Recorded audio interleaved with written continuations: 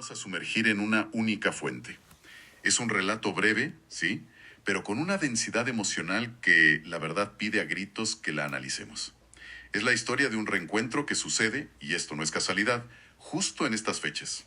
Totalmente, y es que es más que una historia. Para Mo es casi un estudio de personaje, una exploración de cómo funcionan los lazos afectivos más allá de lo evidente, ¿no? ¿Sí? El texto nos plantea una pregunta de fondo, que es ¿cómo se reconoce el amor cuando los sentidos que damos por sentados, como la vista, pues no están ahí? Esa pregunta es potentísima.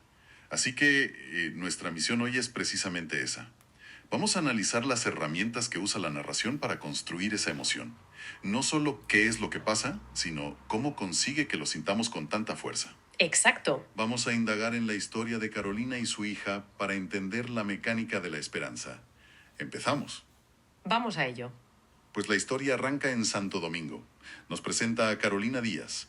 El texto la sitúa en una casa sencilla de paredes claras y ventanas siempre abiertas. Fíjate qué descripción. Sí, ya evoca una especie de apertura al mundo.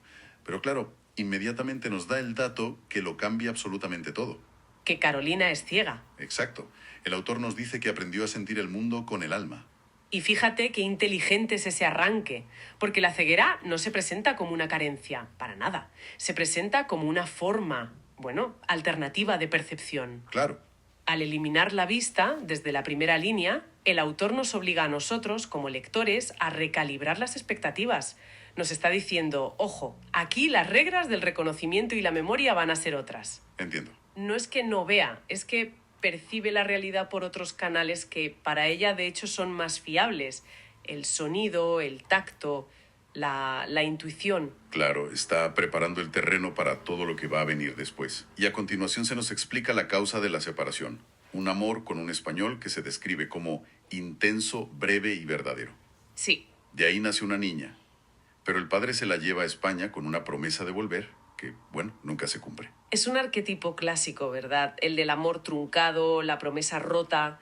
Pero lo interesante aquí es la reacción de Carolina. El texto no se detiene en el rencor, en la rabia hacia él. No, para nada. Se focaliza por completo en la constancia de ese vínculo con su hija. La describe así. Vivió con el corazón incompleto, abrazando recuerdos, cantándole nanas al aire. Esa imagen, la de cantar nanas al aire, a mí se me quedó grabada. Es desoladora, pero a la vez tiene una fuerza increíble. Es que es mucho más que un acto de recuerdo. Es un ritual. Es una forma de maternidad activa en la ausencia. Maternidad activa en la ausencia, me gusta.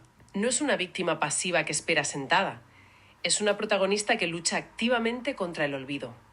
Al cantar esas nanas, está manteniendo el vínculo vivo, tangible para ella, aunque sea solo a través del sonido y del aire. Le da una agencia tremenda al personaje. Entiendo. Pero esto me lleva a una pregunta.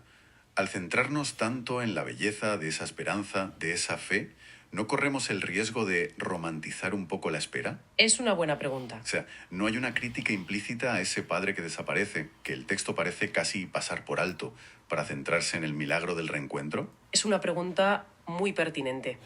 Y creo que la respuesta está en la elección del foco narrativo. A ver, la historia podría haber sido una de denuncia o de ajuste de cuentas. Podría, sí. Pero el autor decide, de forma consciente, que ese no es su tema. El tema no es la traición, es la resistencia del vínculo materno-filial. Al obviar casi por completo la figura del padre, lo que hace es magnificar la conexión entre ellas dos, Claro. Convirtiéndola en el único motor de la trama. No es que lo perdone, es que para esta historia él es, narrativamente irrelevante. Es un fantasma. Exacto. Lo único que importa son los dos extremos de ese hilo invisible que las sigue conectando. Visto así, tiene todo el sentido. El relato deja claro que el protagonista es el vínculo, no las circunstancias que lo rompieron.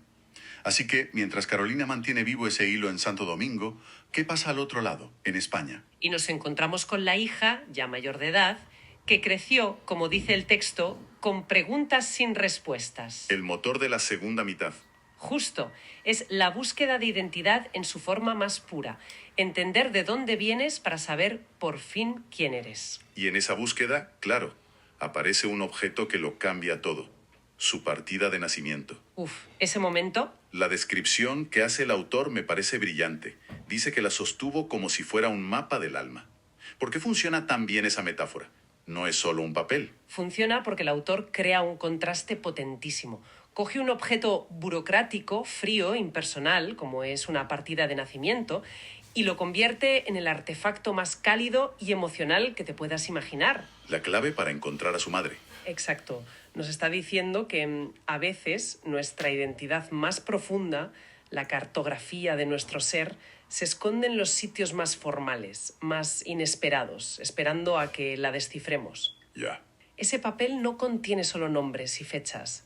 Para ella, contiene el camino de vuelta a casa. Y con ese mapa en la mano, compra un billete de avión. Y de nuevo, un detalle clave. Viaja en diciembre. El autor no deja nada al azar. Nada en absoluto. El contexto navideño es una herramienta narrativa muy poderosa. Culturalmente, asociamos la Navidad con el regreso al hogar, con la familia, con la posibilidad de los milagros. Sí. Al situar el viaje en diciembre, la búsqueda de la hija se eleva. Ya no es solo un viaje de investigación, se convierte casi en una peregrinación, un acto de fe que en el fondo es el reflejo del acto de fe de su madre. Cantando nanas al aire. Durante todos esos años, ambas, a su manera, han estado peregrinando la una hacia la otra. Y todo esto nos lleva al momento que la historia ha estado construyendo desde la primera página, el clímax. La hija encuentra la dirección, llega a esa casa humilde, a esa puerta de madera, y finalmente toca. La tensión es casi física. Es que la descripción es magistralmente cinematográfica, pero lo interesante es analizar la técnica que usa. Hasta ahora teníamos una narración más o menos omnisciente, pero en este punto la cámara narrativa cambia por completo. ¿A qué te refieres? Abandona a la hija en la puerta y nos mete dentro de la casa. Adopta el punto de vista sensorial y, claro, limitado de Carolina. Ah, claro. Por eso es tan angustioso y tenso. No vemos a la hija esperando fuera. Solo oímos lo que Carolina oye. Unos golpes En la puerta. y sentimos lo que ella siente. Exacto. Esa técnica se llama focalización. Al encerrarnos en la percepción de Carolina, el autor nos obliga a ver con sus sentidos. Oímos sus pasos lentos, sentimos su mano buscando el pomo y compartimos su desconcierto cuando abre y, lógicamente, no ve a nadie. Y entonces llega la frase que, para mí, es el corazón de todo el relato. Dila. Sintió una presencia distinta, un aire conocido, un latido que reconoció sin entender por qué. Es que es increíble. Te pone la piel de gallina. Totalmente. Estamos hablando de una memoria casi genética, de una conexión espiritual o es una licencia poética del autor. Yo creo que es una mezcla de todo. Poéticamente es una maravilla, pero narrativamente es la culminación de todo lo que se nos ha dicho sobre Carolina. Ella ha pasado décadas sintiendo el mundo con el alma. Cierto. Está entrenadísima. Lo que para nosotros sería un milagro, para ella es la consecuencia lógica de su forma de estar en el mundo. No lo había visto así. No es que la reconozca con la mente. El reconocimiento es visceral, es corporal. Es su cuerpo el que recuerda a su hija antes de que su cerebro pueda procesarlo. Y entonces llega el diálogo, que es mínimo pero demoledor. La hija pregunta, ¿Carolina Díaz? Y ella responde, sí, soy yo. Y el texto lo subraya. No hicieron falta más palabras. Es que no Servicios hacen en falta. uso. Grabación de la